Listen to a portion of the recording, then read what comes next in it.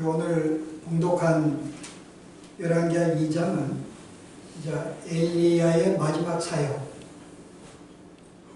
이제 끝나면서 이제 승천하는 모습이 나오면서요, 이제 그 엘리야의 사역을 계승하는 이제 엘리사의 모습으로 소개하는 내용들입니다. 그래서 우리가 오늘은 이 본문을 통해서 이 엘리사의 소명, 그의 부르심과 대충 우리가 살펴보려고 합니다. 하나님이 우리 이제 엘리야가 이제 마지막에 떠나기 전에 이제 자기를 대신해서 누구 한 사람을 세워야 되는데, 그가 바로 이제 엘리사 아닙니까? 근데 이 사람이 어떤 존재인가요? 우리는 지난 10년간 그가 부름받고 엘리야와 함께 다니면서 신학교를 세우고 여러 가지 사역을 같이 공동을 했습니다. 그러나 이제 마지막으로 과연 내가 이 모든 것을 이 사람에 맡기고 내가 떠날 수가 있겠는가? 그리고 정말 나를 대신할 수 있는 선사가 될 수가 있겠는가? 이 모든 과정이 실은 엘리야의 숙제입니다.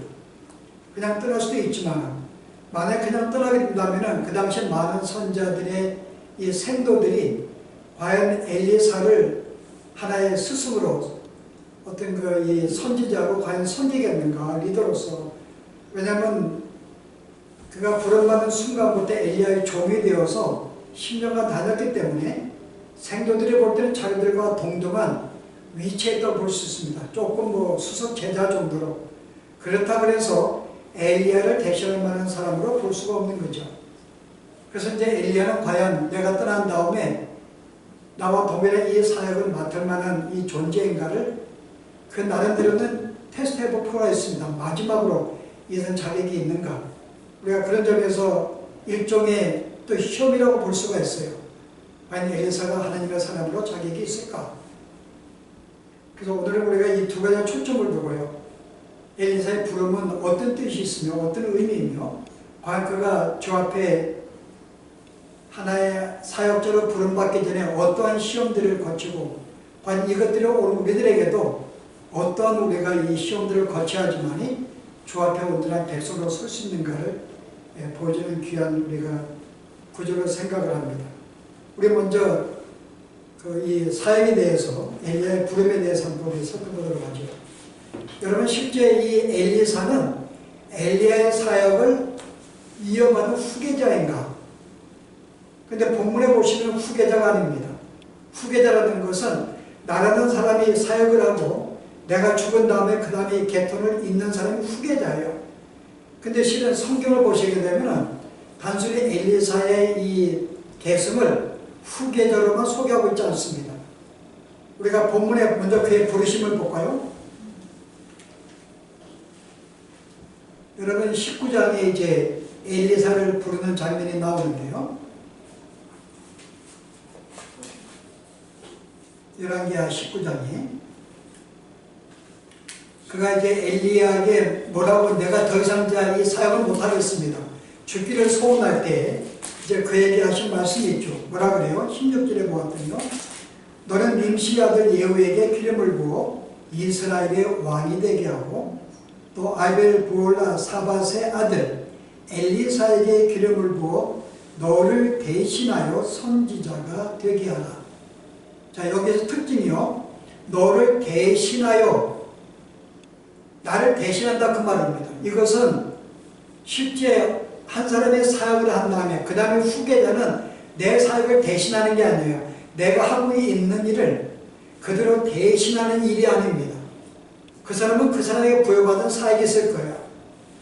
그리고 내가 후계자라는 것은 내가 받은 소명과 내가 받은 은사와 내가 받은 역할을 감당하면 되는데, 오늘 여기 엘리사를 세울 때에는 네가 하고 있는 사역을 대신하는 대리자로 세우는 것입니다.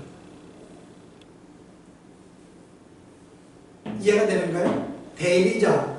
그러니까 신은 그 위임자가 되고 대리되니까 이 엘리사의 사역은 엄밀하게 내 사역이 아니라 엘리야의 일을 계속 하고 있는 것으로 보면 됩니다. 내 일을 하고 있는 게 아니라 너의 일을 계속 엘리사가 하게 될 것이란 말이죠. 그래서 그 사람을 너를 대신해서 너 대신 그를 세우라는 것입니다. 그가 그 일을 너희를 감당할 수 있도록. 그래서 우리가 이 성경에 보시면요, 이 엘리사와 엘리야가 거의 사역이 동등하다는 것을 많이 보여줘요. 여러분 실제 우리가 한 특징이요, 제일 먼저 엘리야가 그 엘리사를 부를 때 한 일이 뭘까요? 자기의 겉옷을 벗어서 엘리사에게 던집니다. 원래 그렇게 하잖아요. 옷을 던져서 그에게 던져 그가 입게 만든다. 무슨 뜻일까요? 이 사람이 입던 옷을 내가 그대로 입습니다. 이것은 그 사람과 동일체를 말하는 거예요. 내가 입은 옷을 그가 입는 것은 그와 나는 하나이다. 동일한 존재라는 것을 의미합니다. 그리고 이제 그의 사역들을 쭉 보게 되면은 여러분 실제 엘리야의 마지막 사역이 뭐예요? 자기 옷을 벗어가지고 요단강을 치매 물에 갈라져서 둘이 건넙니다. 엘리사의 첫 번째 사역도 마찬가지예요. 그가 엘리야의 옷을 들어서 요단강을 치매 물이 갈라져가지고 그걸 겪는 장면이 나와요. 똑같은 이적이 나와요. 그 다음에 여러분들이 그 엘리야가 첫 번째 사역을 할 때 첫 번째 아왕에게 선포한 말이 있습니다. 17장에 뭐라고 선포하는 거 보실래요? 17장의 하반절을 보세요. 엘리야가 아합에게 이르되 내가 섬기는 이스라엘 하나님 여호와께 살아계신 분도 맹세하노니 내 말이 없으면 수년 동안 비도 있어도 있지 아니하니라. 내가 섬기는 이스라엘 하나님 여호와께서 살아계심을 두고 맹세하노니. 자, 이 말을요, 여러분이 실제 엘리사도 동일하게 이야기를 합니다. 그의 이 아합의 아들에게 요람에게 이야기를 할 때 뭐라고 하는가 보실래요? 그의 사역을 보시게 되면은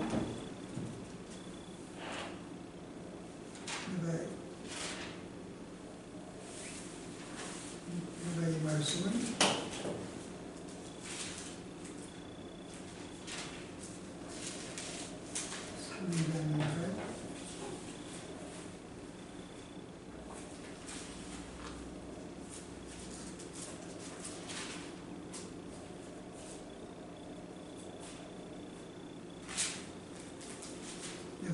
정확하게 지금 내가 체크를 했는데 그 체크가 못 나오네요.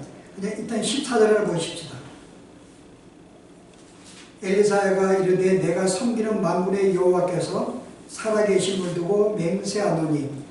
실은 요람의 아들에게 선포할 때에 실은 엘리야와 동일한 말로 그의 사역을 시작하는 걸 볼 수가 있다는 거죠.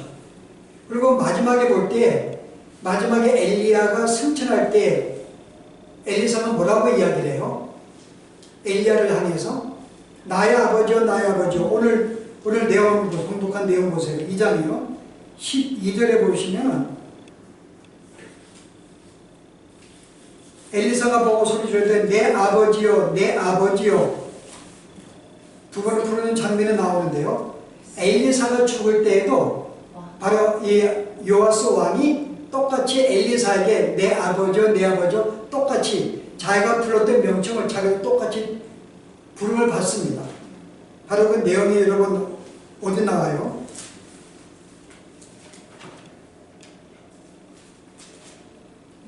(13장 14절에) 보시면 열왕기하 엘리사가 죽을 병이 들매 이제 떠날 때에 이스라엘 왕 요아스가 그에게 내려와 자기의 얼굴에 눈물을 흘리며 이르되 내 아버지요 내 아버지요 이스라엘의 병고와 마병이요. 똑같이 이야기하죠. 내 아버지요 내 아버지 이스라엘 병고와 마병이요. 하나만 더 보면 엘리사의 사역의 초기에 사르반 여인에게 가가지고 그에게 양식을 주는 공급이 나옵니다. 기름이 떨어지지 아니하고 밀가루가 떨어지지 아니했어요. 그리고 그 사역이 끝나자마자 어떤 일이 벌어져요? 사르반의 아들이 죽습니다.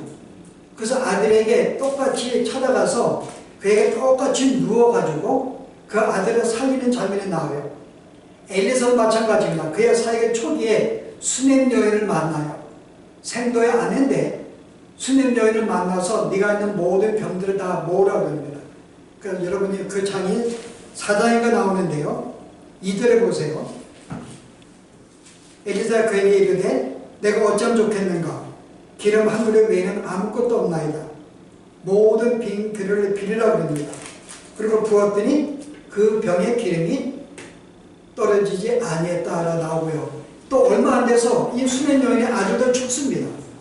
여러분 실은 마지막 째 보면은 이 아들이 죽어요. 31절 보세요. 엘리사가 집에 들어가 보니 아이가 죽었는데 자기의 침상에 눕혔느니라. 들어가서 문을 닫으니 두 사람뿐이라. 엘리야가 여호와께 기도하고 아이 위에 올라 엎드려 자기 입을 그의 입에, 자기 눈을 그의 눈에, 자기 손을 그의 손에 대고 그의 몸에 엎드리니 아이의 살이 차차 따뜻해지더라. 그래서 엘리야의 사역의 초기에 기름을 떨어지게 붓는 이 공급하는 거나 아들을 죽을 때 엎드려 고치는 거나 엘리사가 동일하게 실은 이 수냄 여인에게 기름 떨어지지 아니하게 만들었고 아들도 엎드려서 똑같이 이 입을 맞추어서 그 아들을 살리는 장면, 이런 내용들을 쭉 볼 때에는 실은 하나의 그냥 또 하나의 역할을 맡은 엘리사 사역이 아니라 엘리야의 일을 지금 대신하고 있는 하나의 동일체임을 계속 나타내는 것입니다. 엘리사의 입장에서는 내 사역하는 게 아니라 엘리사의 사역을 계속 이어서 그 사람이 일을 하고 있는 것이라고 성경은 우리에게 보여주고 있는 거죠. 이게 뭔 의미가 있는가? 우리가 조금 이따 의미를 찾아보려고 합니다. 이게 어떤 의미가 있는지요? 여러분 실제 여기 이 사람이 엘리야가 이제 떠나게 될 때 마지막에 걷는 것이 요단강을 건넙니다. 그리고 거기에서 승천을 해요. 여러분 실제 이 엘리야하고 이 엘리사의 모습을 잘 보게 되면 우리가 누구를 볼 수 있을까요, 여러분? 실제 어떤 그리스도와 성도의 모습의 모형으로 우리가 볼 수가 있습니다. 하나님이 있는 주의 백성들이 어떻게 부름을 받았는가를 보여주는 모형으로 볼 수가 있어요. 여기서 실은 엘리야가 요단강을 건너란 말은, 요단강이라는 말은 죽음이라는 뜻입니다. 예수님이 십자가에 죽으신 다음에 그 당시는 죽지 않았어요. 그러니까 요단강에 거기 덩굴에 서서 승천하시는 예수님의 죽음과 부활과 승천을 하나의 예표하는 걸 볼 수가 있습니다. 그리고 실은 여기에 모든 이 동일체라는 말이 바로 그 뜻이에요. 우리가 예수님의 부름받는 순간부터 우리는 예수님과 어떤 관계의 존재들인가, 하나의 예수님과 별도의 존재가 아니라 예수를 믿는 순간에 그와 하나가 된 동일체라는 것을 우리에게 일러주는 거예요. 그와 나는 동일체입니다. 결국은 내가 그리스도가 되는 거예요. 작은 그리스도가 되는 것입니다. 그래서 그리스도라는 말은 작은 그리스도인 그런 뜻이에요. 나는 예수와 다른 삶이 아니라 바로 나는 예수님은 나와 함께 있고 나와 하나가 된 내 자신의 삶이 예수의 삶이라는 거죠. 그래서 예수님이 뭐라 그래요? 하나님이 나를 보내신 것처럼 이 땅에 나도 너희를 이 세상에 보내노라. 그래서 실제 이 예수님이 하나님의 일을 감당하였듯이 우리도 이 땅에 보내받은 것은 바로 예수님의 그 일을 감당하기 위해서 이 땅에 보냈다는 거죠. 자, 여러 가지 면에서요 우리가 그 특징을 볼 수 있는데, 엘리사가 부름을 받을 때 어떤 모습이 나왔어요? 그가 자기 12결의 소를 가지고 이 일을 밭을 갈고 있었어요. 근데 실은 엘리야가 그를 부르는 순간에 그는 한 번도 망설이지 아니하고 그 모든 것을 내려놓고 엘리야를 따릅니다. 다른 사람 같으면 여러분, 실은 이것이 바로 믿는 성도의 삶이라는 거죠. 우리가 예수를 믿는 순간에 우리의 삶은 완전히 달라집니다. 더 이상 이 땅의 삶이 아니에요. 이 땅에 애착을 갖고 이 땅과 연관된 삶이 아니라 완전히 그 삶이 정리가 된, 그래서 그가 부름받는 순간에 아버지에게 가서 모든 것을 다 맡기고 그 다음에 동네 사람에게 소를 잡아가지고 다 나눠주고 완전히 세상과 이별하는 그런 모습이 엘리사가 보여줍니다. 바로 이 모습이 우리들의 모습이 우리가 하나의 모형으로 보여주는 거죠. 오늘 예수 믿는 사람들이 예수를 믿는 순간 우리의 새로운 존재이고 그 순간 세상에서 벗어났다 그 말입니다. 한 가지 우리가 이 엘리사의 아버지 이름도 마찬가지인데, 엘리사 아버지 이름이 뭐예요? 그것들이 사밧입니다. 사밧. 사밧의 뜻은 심판한다 이 뜻이에요. 사밧. 그러면 엘리사의 뜻은요? 하나님, 하나님은 구원이시다. 구원한다 이 뜻입니다. 그래서 내가 이제 부름받는 순간에 아버지에게 완전히 떠난다는 말은 내가 이제 죽음의 세상에서 완전히 내가 이제는 내 옛사람은 죽었고 새로운 존재가 되어서 완전히 세상을 끝나게 되는 사박과의 관계가 끝나고 다시 이제 엘리야와 연관이 되는 그런 삶을 우리에게 이름으로써 우리가 보여줍니다. 새로운 성도의 삶, 완전히 변화가 된 삶, 더 이상 이 땅에 우리가 삶과 연관이 없는 애착을 갖지 않냐는 그런 삶이 엘리사가 보여준 모습이에요. 이게 성도들의 가져야 할 모습인데요. 그가 부름받는 순간부터는 그는 더 이상 이 땅의 삶에 미련받지 않았습니다. 완전히 마음을 정리하고 하나님께 나아가는 그 모습이 바로 오늘 성도의 모습을 볼 수 있어요. 그래서 여기서 실은 일종의 이 모습은 실은 우리가 하나님께 부름받는 우리의 삶이 어떤 존재인가?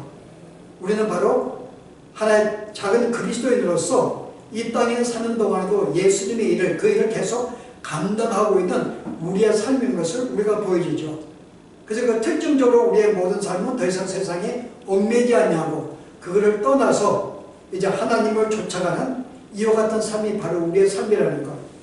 더 이상 심판에서 끝나고 구원받는 존재라는 것을 하나 여기에서 우리가 보여줍니다.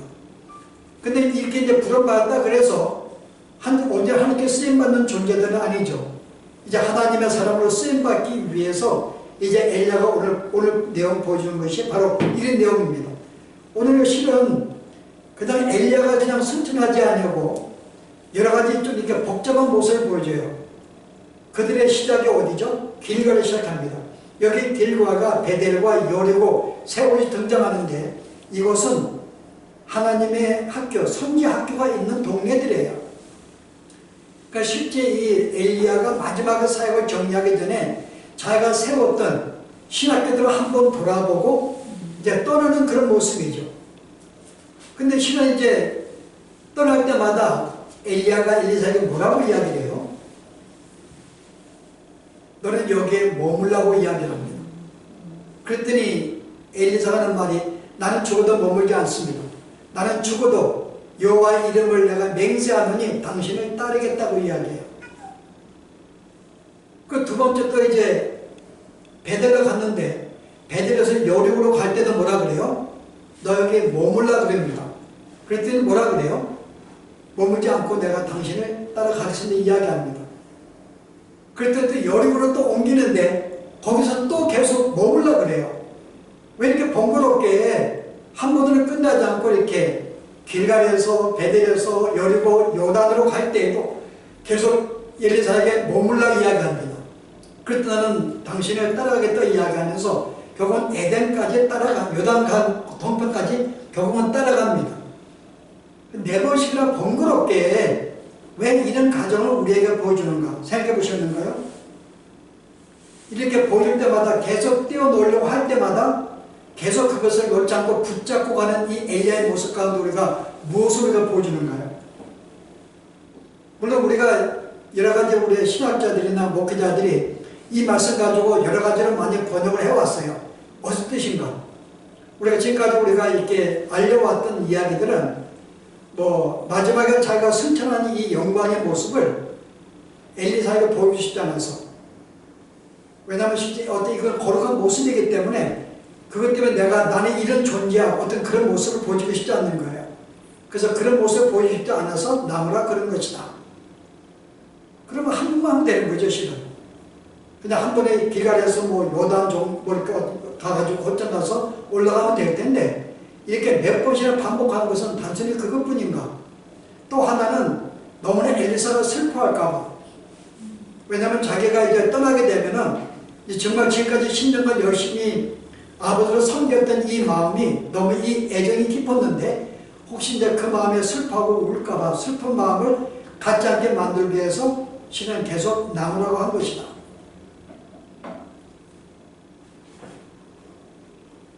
여러분 생각 어떠시대요? 이게 지금 우리가 말하고 있는 것들이에요.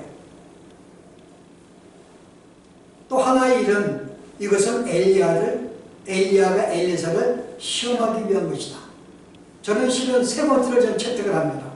일종의, 왜냐하면 마지막에 내가 떠나기 전에 진짜 이 사람이 하나님 사랑을 내가 마지막 확인을 하고 그걸 내가 증명한 다음에 그를 세우고 떠나는 것이 옳기 때문에 저는 마지막으로 10년간 따라다녔지만은 이것은 별로 문제가 없을 때예요. 그러나 실제 이제 내가 어떤 죽음을 내가 이제 앞두고 내가 떠난다 그럴 때 이 사람의 마지막에 이 모습이 과연 꾸준한가, 그 마음이 진실한가, 지금까지는 스승의 어떤 덕을 보고 설 수는 있기 때문에 그런 점에서 이 사람 마지막 테스트하는 기간이라고 저는 봅니다. 그렇기 때문에 계속 이 고리를 바꿔가면서 저는 하는 모습이 아닌가 생각하는데요. 그 제가 볼 때 한 6가지 정도의 이 엘리사를 시험하는 모습을 제가 한번 말씀 가운데 보았습니다. 여러분도 더 많이 발견할 수가 있어요. 저는 첫 번째 애정으로 봐요. 애정에 대한 시험. 애정은 하나님에 대한 사랑이 되는 것입니다. 진짜 이 사람이 하나님을 사랑하는가? 왜냐하면 실제 여기 너무 머물라 그럴 때 여러분 어때요? 내가 이렇게 길갈에 머물라 그럴 때, 그리고 이제 베델과 여리고에서 그냥 머물라도 있지만은 거기에 제자들이 나와가지고 생도가 나와서 계속 붙잡아요. 뭐라고 붙잡아요? 당신의 스승이 그들은 승천하는 건 몰라요. 이제 죽을 때가 된 것을 알려주었습니다. 이제 곧 이제 지금 죽을 텐데 당신이 굳이 뭐 따라갈 필요가 뭐가 있습니까? 여기에 이제 함께 남아서 이제 우리와 함께 일을 하십시다. 그리고 실제 이제는 그 계속 마지막까지, 어제 마지막인데 따라갈 필요가 뭐 없나 계속 그들에게 이렇게 권면을 합니다. 계속 이렇게 설득을 시키죠. 엘리사에게. 근데 실은 이때 이 엘리사가 보인 모습은 어때요? 그리고 실은 첫 번째 그가 따를 때에도 그가 완전히 하나님을 따를 때 모든 그가 가졌던 모든 소유를 놓고 가는 걸 볼 수가 있어요. 실제 자기의 부모도 버립니다. 실은 자기의 모든 12마리의 소라 그러면 그 당시에는 부자를 볼 수 있어요. 어느 정도 부를 누리고 있는 가정이 있는데요. 그 모든 것을 미련같지 아니하고 완전히 놓았다고 볼 때는 그런 어떤 세상에 대한 사랑보다는 하나님에 대한 사랑을 더 볼 수가 있다고 볼 수 있습니다. 그리고 이 엘리에 대한 예정도 마찬가지죠. 실은 마지막까지 내가 스승과 함께 하겠다는 실은 그 마음속에 계속 스승을 따라가는, 그가 죽음의 관계를 가고 어떤 어려움을 당한다 할지라도 나는 당신과 함께 하겠다는 말은 일종의 애정의 모습이기 때문에 과연 이 사람이 그런 애정의 마음에 대해서 하는 하나의 일종의 시험 아닐까. 진짜 네가 나보다, 만약에 이 사람이 가다가 베델에 남으라 그럴 때 어때요? 내가 베델에 남겠습니다. 그리고 모든 생도들이 고뇌요. 더 이상 고생할 필요 뭐 있냐? 실은 왜냐하면 이 50명의 생도들이 자기를 하나의 뭔가 스스로 알고 섬기겠다는데 어떤 안정의 추구가 되고 어떤 그들에게 보호를 받을 수 있는 그런 위치가 주어집니다. 그런데 불구하고 그것을 거절하고 갔다는 것은 실제 세상의 것들보다 하나님을 더 사랑하게 되는 이 모습을 보이는 하나의 모습이 아닌가. 예수님께서 우리 계실 때도 네가 내 부모를 나보다 더 사랑한다면 내가 합당치 않아야 되는 말씀을 줄 때요. 이것이 우리가 이 제자들, 특별히 하나님의 사람들이 첫 번째 우리가 점검해야 될 우리의 모습이 아닐까.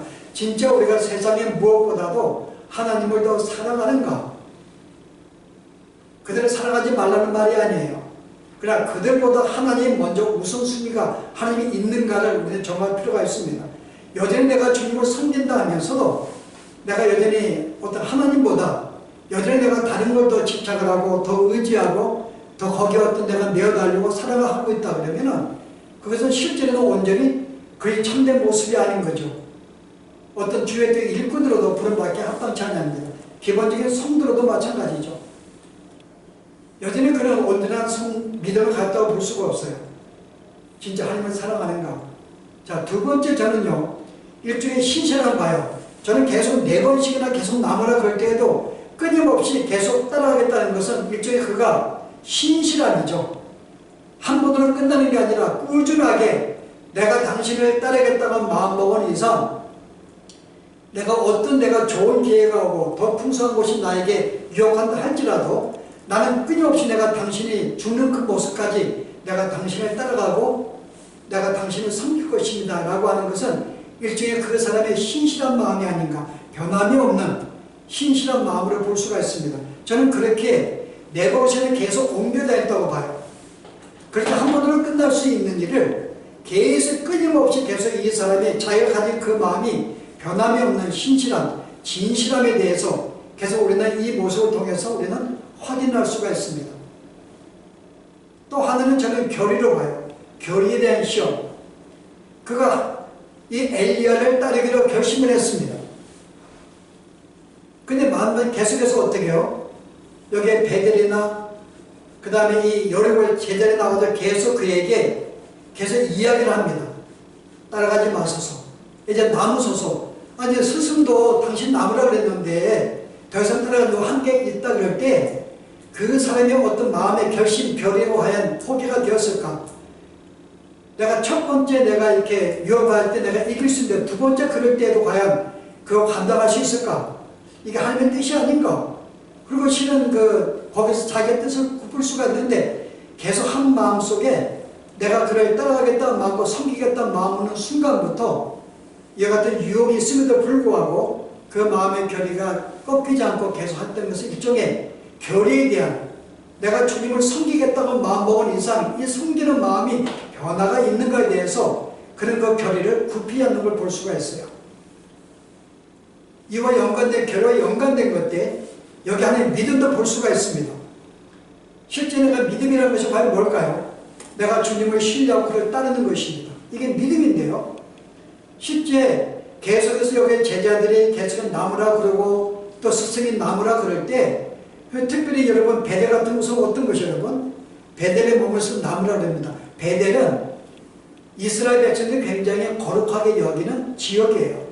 왜냐하면 여기에 야곱이 도망가다가 그래서 하나님의 만난 곳이거든요. 그 하나님과 교제하는 곳이에요. 베델이라는 곳이. 그 하나님의 집의 이 뜻입니다. 베델은 하나님의 집, 하나님이 거하는 곳. 근데 보통 사람들이 그것을 거룩한 곳으로 알고 있어요. 근데 여기에 실은 스승도 머물라 그러지. 거기 있는 생도들이 와가지고 어떻게 계속해서 실은 여기 남자 그럴 때 이 사람은 거기에 굴복하지 아니하고 엘리야를 따라가는데요. 엘리야가 뭐라고 이야기를 해요? 내가 여리고로 가겠다고 한 것이 아닙니다. 내가 베델로 가겠다고 하지 않았어요. 내가 요단으로 가겠다 하지 않습니다. 뭐라고 이야기를 해요? 하나님이 나를 그리로 보내시느니라. 자기는 가고 싶은 게 아니에요. 마지막까지 그는 오늘 내용을 볼 때는 그는 끝까지 하나님이 그를 보내신 거예요. 나는 워낙 계획도 없는데 하나님이 그를 보내십니다.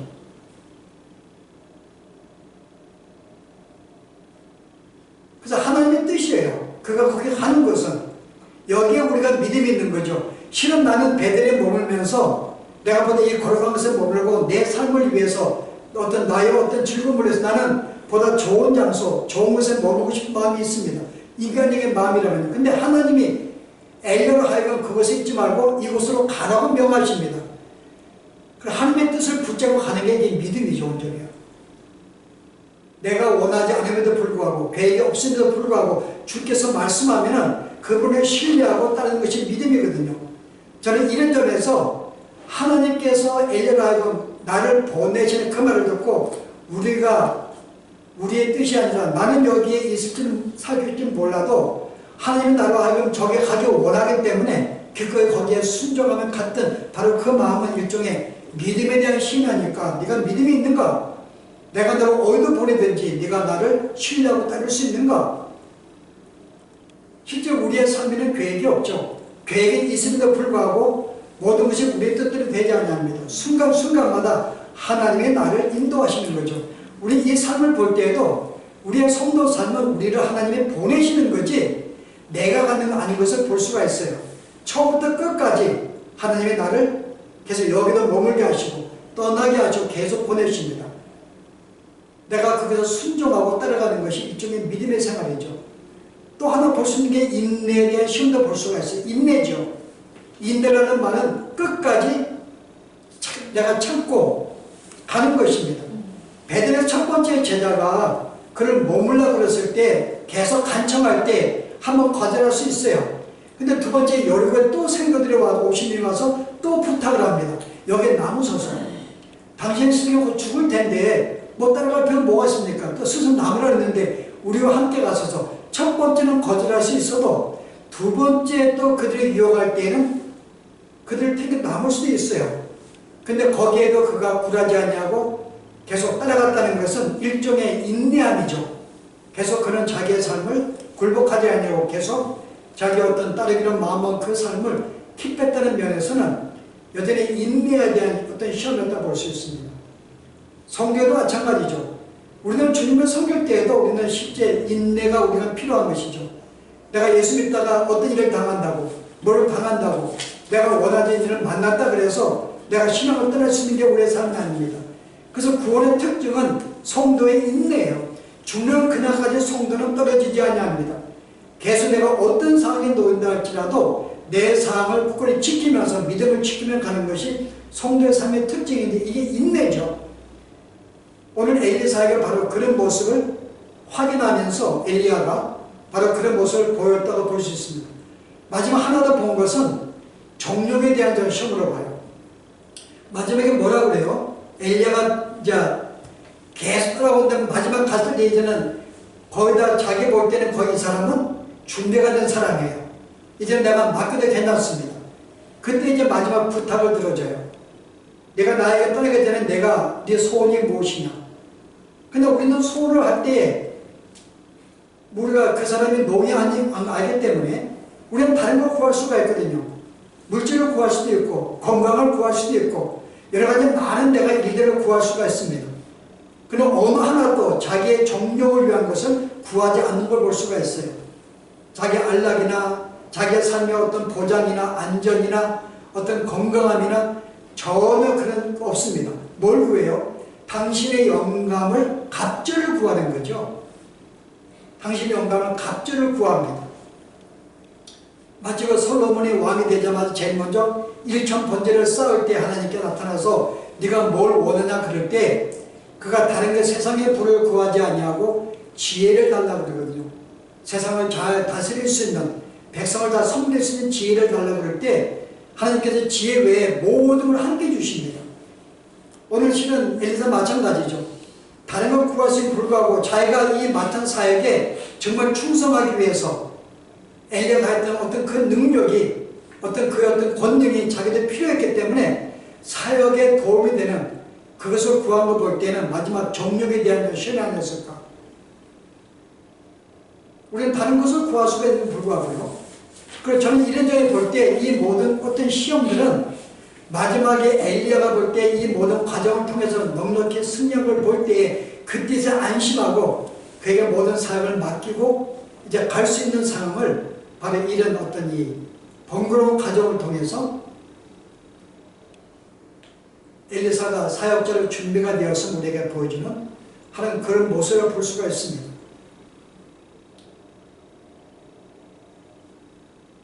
그리고 이제 안심하고 이제 그에게 이제 엘리야가 승천하게 되는데요. 여기서 우리가 한 가지 참 재밌는 것은 승천할 때, 실은 여기에 승천할 때 다른 생도들은 그거 승천한다고 생각하지 못했어요. 그들은 함께 계시받은 것은 스승이 죽는 것을 압니다. 하나님이 택한다. 그가 승천한 모습이 아니죠. 하나님 택하고 그를 데려간다는 걸 알고 있었기 때문에 당신의 머리로 하늘로 당신을 데려감을 알고 있습니까? 이건 그의 죽음을 의미하는 거예요. 승천을 보는 게 아닙니다. 그 나중에 어떤 일이 벌어져요? 나중에 엘리사가 이제 자기가 겉옷을 받아가 자기를 의당을 가지고 왔을 때 그것을 본 이 많은 제자들이 어떻게 해요? 그 사람의 인정을 합니다. 당신은 정말 엘리야의 사역자가 맞습니다. 후기자가 맞습니다. 왜냐하면 그가 옷을 가지고 똑같이 이적을 행하는 것을 보고 모든 광경을 보고 근데 그들이 이 생도들이 뭐라 그래요? 우리로 하여금 엘리야의 시체를 찾게 달라 해도 부탁을 합니다. 당신이 스승이 당신에게 능력을 주고 한 걸 알겠는데 그래도 어디가 죽고 있을 텐데 우리가 그 시체를 찾을 수 있도록 우리가 장세를 치르려니까는 근데 엘리사가 허락하지 않아요. 하지 말라고 그럽니다. 근데 계속 간청하는 바람에 어떻게 해요? 그냥 찾으라 그래요. 그래서 그들이 열심히 며칠간 찾았는데 못 찾습니다. 그래서 들어와서 찾지 못할 때 내가 너희들이 가지 말라 하지 않느냐. 승천에 이게 그 모습 본 것은 엘리사밖에 못 봤기 때문에 그들은 믿지 않았어요. 근데 실은 이 광경은 엘리사를 목격을 합니다. 여러분 그런데 여러분 실은 이 승천할 때 모습을 볼까요? 승천할 때 모습이 왜 중요한가 하면은 이게 우리의 모습이 될 수 있기 때문에 여러분 그래요. 자, 하늘에서 어떤 내용이 들어왔어요? 그 올라갈 때 하늘에서 불세례와 불말이 내려와서 바로 거기에 타고 올라갑니다. 우리가 먼저 정리할 것은요, 한 가지 우리가 이 오해를 살만한 것은, 먼저 갑절의 영감을 구한 것은, 여러분 실제 그것은 욕심이 많아서 당신이 저는 능력을 행했는데 나는 더 갑질 받고 싶다, 욕심에서 구한 게 아닌 게 여러분 먼저 아셔야 돼요. 그리고 영감은, 이 능력은 내가 줄 수 있는 게 아닙니다. 엘리야가 뭐라 그래요? 만약에 내가 만약에 하나님 날 데려가는 건 네가 본다면은 그거 보는 거 하나님이 허락한다면은 바로 하나님이 이 모든 걸 허락하는 것이기 때문에 그때 네가 받게 될 거야, 그 말이거든요. 그 능력을. 근데 결국은 이 광경을 보게 돼요. 결국 권능이 임하게 됩니다. 그래서 이 권능은 엘리야가 줄 수 있는 게 아니죠. 2배 달라서 2배 준다고 그러면은 처음부터 엘리야가 자기가 2배가 능력을 해가지고, 여기서 의미는 실은 2배의 능력을 구한 게 아니라 이건 장자의 권리입니다. 많은 생도들이 있고 따르는데 여러분, 장자는 2배의 권리가 있어요. 스승에 대해서 당신의 떠날 때 나에게 갑질의 영감을 달라는 그 말은 나에게 장자로 인정해 달라는 그 말이거든요. 그리고 당신이 이제 모든 이 많은 생도들이 있는데 그 생도들의 대표가 되어서 내가 이제 사역할 수 있는 그 위치를 허락해 달라는 거죠. 단순히 2배 능력이 아니라. 그래서 우리가 잘못하게 되면 마치 이 능력을, 욕심이 많아 능력을 2배나 구하고 마치 엘리야가 주는 것이 착각하기 쉽습니다만은, 내가 당연히 따른 장자로서 내가 이 모든 상도의 대표로서 내가 당신의 일을 감당할 수 있도록 허락해 달라고 하는 그런 간청인데, 그 간청이 이제 도움을 이제 하나님이 허락해 주시죠. 자, 이제 순천할 때 불세례와 불말이 나옵니다. 그 2사람 갈라놓고 이제 거기에 이제 이걸 여러분 보시면은 이거를 타고 가는가요? 불세례와 불말이 2사람을 갈라놓고 엘리야가 헤어를 바람으로 하늘로 올라갑니다. 우리는 보통 이걸 타고 갔다고 생각을 해요. 불말과 불세례 타고 여러분 타고 갔는가요? 그들이 내려왔어요. 근데 거기에 탔다는 말보다는 우리는 탔다고 생각하지만은 우리는 안 탈 수 있어요, 여러분. 여러분 무슨 말이에요, 이게? 이게 실은 이게 한국말이 이게 모순인데, 이게 히브리어 5대로 보면 뜻이 정확하게 나옵니다. 여기 먼저 이 불이라는 말은 이 단어가 세라핌이에요. 세라핌이라는 단어를 썼어요. 세라핌. 근데 세라핌이 어디에 쓰는가 하면은 천사들의 이 세계가 있는데, 천사들의 계급은 9단계가 있습니다. 9단계 계급이 있어요. 첫 번째, 거기에 첫 번째 계급이 누군지 아세요? 이게 세라핌이에요. 세라핌은 첫 번째 계급에 속하는 천사 이름이 세라핌입니다. 그럼 오늘 이 말은 단순히 불말이의 어떤 불수레가 아니라 천사들이 그를 데리고 내려왔다는 뜻입니다. 그것도 그냥 가장 하급의 천사가 아니라 가장 고귀한 천사가 내려왔다는 말이에요. 그를 데려오기 위해서. 여러분, 여기 수레도 마찬가지입니다.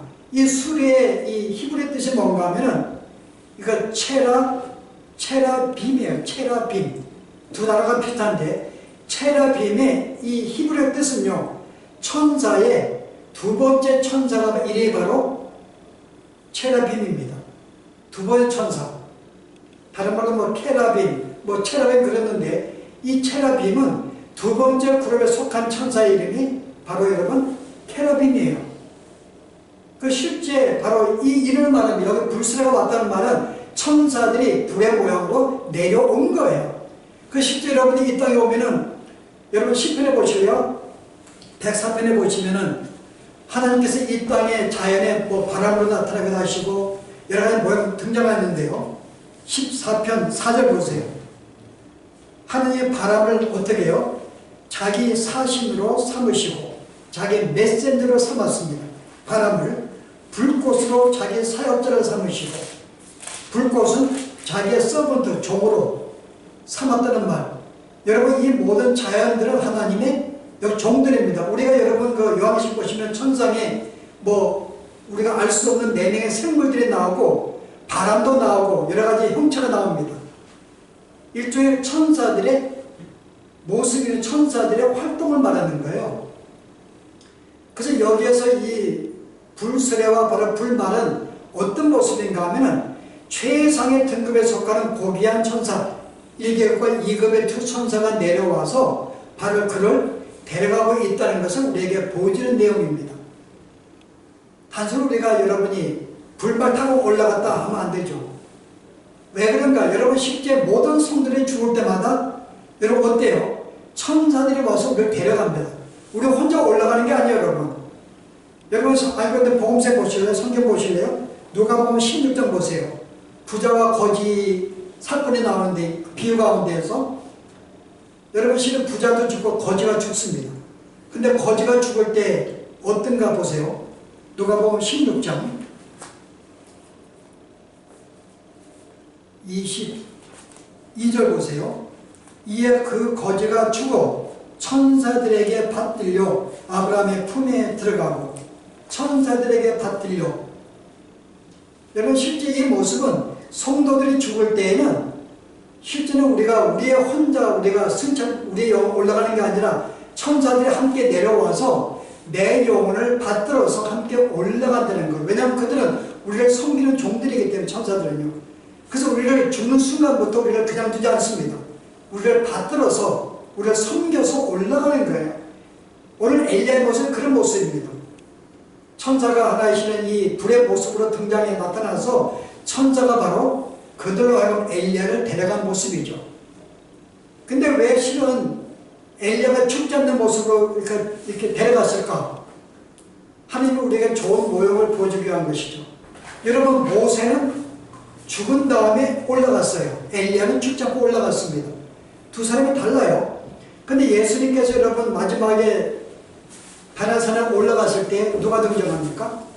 엘리사가 등장하고 엘리야가 등장하고 모세가 등장해요. 두 사람이 왜 거기 나타났을까요? 그 많은 사람들 가운데 죽은 사람 많은데 왜 하필 모세예요? 그리고 왜 하필 엘리야예요? 아브라함이 등장할 수도 있는데 왜 두 사람이 등장했을까요? 바로 이 사람은 한 사람은 살아있는 성도가 죽지 않고 예수님의 재림 때에 부활한 사람을 예표하는 대표자입니다. 모든 사람이 죽은 다음에 우리가 천국에 가는 게 아니죠. 예수님의 재림할 때 그당 살아있는 사람이 매듭이 될 수가 있어요. 그때 살아있는 성도들은 죽지 않고 천국에 올라갑니다. 혼인의 변화가 되어서. 이때 엘리야의 모습은 바로 죽지 않고 살아서 하늘에 오를 자에 살아있는 성도의 예표로 그가 등장하는 것이고, 모세는요 재림하시기 전에 죽은 성도들이죠. 여전히 그 성도들은 몸은 죽었지만은 그의 영혼은 하늘에 올라갑니다. 나중에 그 몸은 어때요? 주님의 재림할 때 몸도 혼인의 변화가 되어서 함께 합쳐지게 되지만은 이쪽에 모세는 이미 예수를 믿음에 불구하고 육체가 죽었지만은 영혼의 천국에 올라간 바로 이 그런 성도의 대표로서 바로 모세가 등장하는 거예요.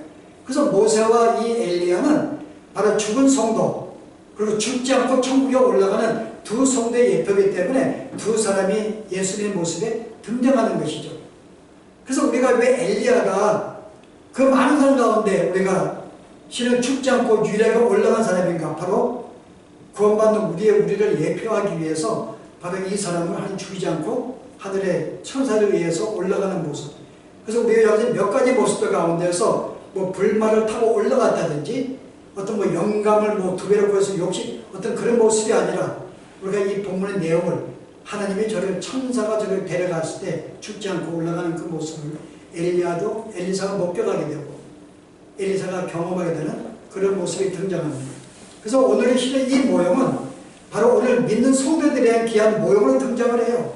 오늘 우리는 어떤가? 우리 또한 실은 우리가 죽음을 보지 않고 우리는 주님의 재림 때 아니면 주님의 재림 전에 죽은 다음에 오신다 할지라도 우리의 영혼은 여전히 죽지 않는 존재들이에요.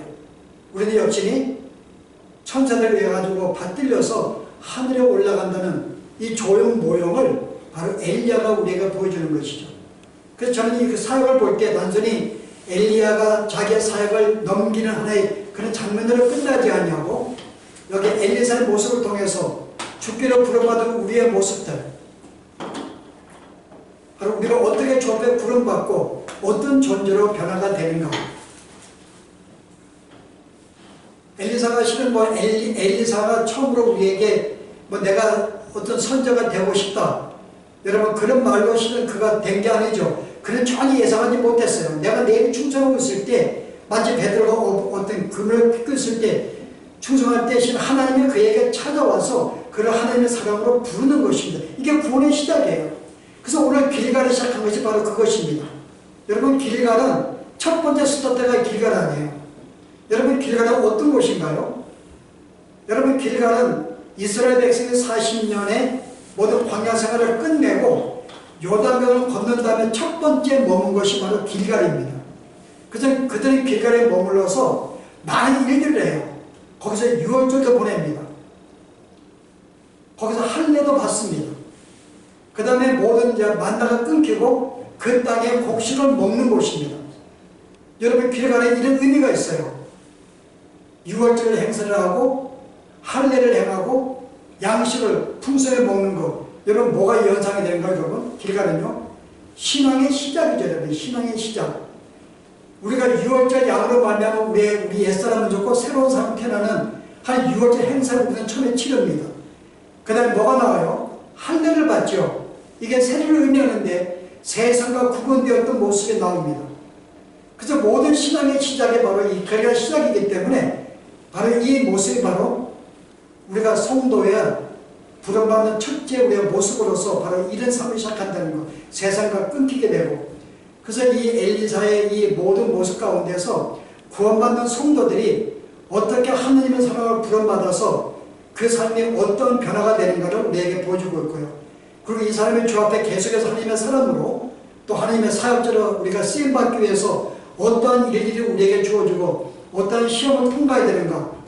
우리는 최소한의 이런 모습, 하나님을 사랑하는 모습이라든지 신실한 모습이나 어떤 인내하는 모습이나 믿음의 모습이나 어떤 이 땅의 어떤 정력적인 것 하나님 먼저 추구하는 이 모든 삶이 기본 성도들에게 주어지는 삶인 것을 우리에게 보여주면서 이것이 우리의 신앙생활이다 라는 것을 보여줍니다.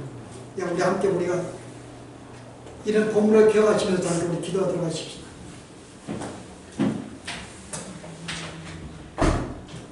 오늘 엘리야와 엘리사의 사역의 승기를 통해서 오늘 우리에게 어떻게 주 앞으로 부름받았는지, 부름받은 자의 삶의 모습이 어떠해야 되는지, 그리고 우리가 하나님의 사람으로 또 일꾼으로서 우리가 어떠한 성품과 어떠한 우리가 모습을 가지고 있어야 될지 오늘 본문을 통하여 여러 가지 말씀하시 교훈하신 것 우리 마음속에 새기를 원합니다. 우리가 이 땅에 사는 동안에 하나님의 사람이 되었는데 단순히 우리가 명목적인 주의 백성의 모습이 아니라 진실로 하나님의 사람으로 이 세상을 떠나서 온전히 하나님만을 붙잡고 살아가는 이 귀한 삶이 우리의 삶이 되게 하시고 우리가 이 땅에 사는 동안에 하나님의 사람으로서 참으로 엘리사가 겪었던 이 모든 시험들을, 이 모든 성품들을 갖추고 살아갈 수 있는 저희들의 삶이 되도록 주님 인도하여 주시옵소서. 예수 이름으로 기도합니다.